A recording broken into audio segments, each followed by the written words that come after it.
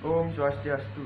Perkenalkan, nama saya Imadi Agus Jayadawan, nomor absen 14 dari kelas 12 PS1. Di sini saya akan presentasikan artikel saya.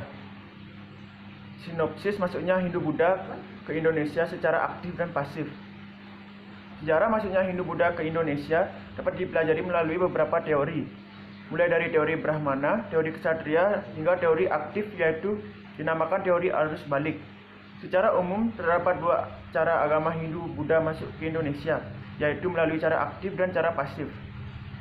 Cara aktif adalah orang Indonesia kuno berangkat ke India melalui jalur maritim dan belajar agama Hindu-Buddha di sana, kemudian menyebarkannya secara aktif di Nusantara. Melalui cara aktif ini, muncul teori arus balik, yang artinya sejumlah orang Nusantara diundang atau datang sendiri ke India untuk belajar dua agama ini, kemudian menyebarkannya setelah pulang ke tanah air. Sementara itu, cara pasif adalah melalui pemuka agama Hindu-Buddha yang datang ke Nusantara dan menyebarkan dua agama ini. Melalui cara pasif, terdapat tiga teori yang mendukung argumen ini sebagai berikut.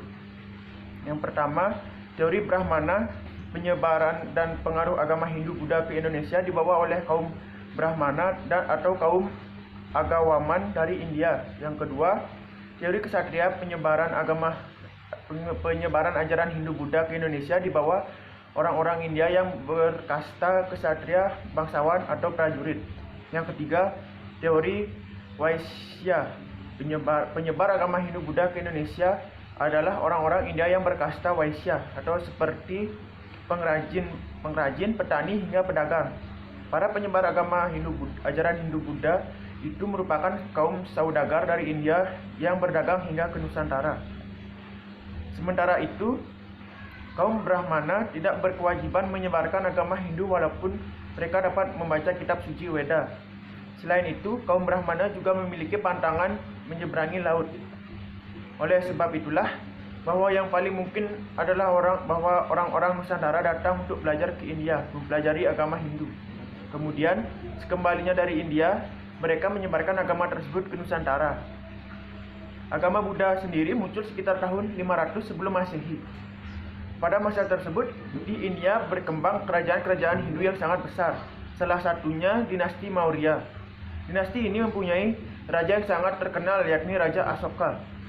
Kemunculan agama Buddha tidak dapat dilepaskan dari tokoh Siddhartha Gautama. Siddhartha adalah putra Raja Sudasona dari kerajaan Kapilawastu. Ajaran Buddha memang diajarkan oleh Siddhartha Gautama, sehingga beliau lebih dikenal dengan Buddha Gautama. Kitab suci agama Buddha adalah Tripitaka. Sementara itu, untuk agama Hindu bersifat politeisme, yaitu percaya kepada beberapa dewa. Tiga dewa utama yang dipuja oleh masyarakat Hindu adalah Dewa Brahmana atau Dewa Pencipta, yang kedua Dewa Wisnu atau Dewa Pelindung, yang ketiga Dewa Siwa atau Dewa Pembinasa. Ketiga dewa itu dikenal dengan sebutan Trimurti. Kitab suci agama Hindu adalah Weda. Masyarakat Hindu terbagi dalam 4 golongan yang disebut kasta. Kasta tersebut adalah kasta Brahmana, kasta Ksatria, kasta Vaishya, dan kasta Sudra. Kasta Brahmana merupakan kasta tertinggi. Selain itu, masih ada golongan masyarakat yang tidak termasuk dalam kasta, yaitu mereka yang masuk dalam kelompok paria.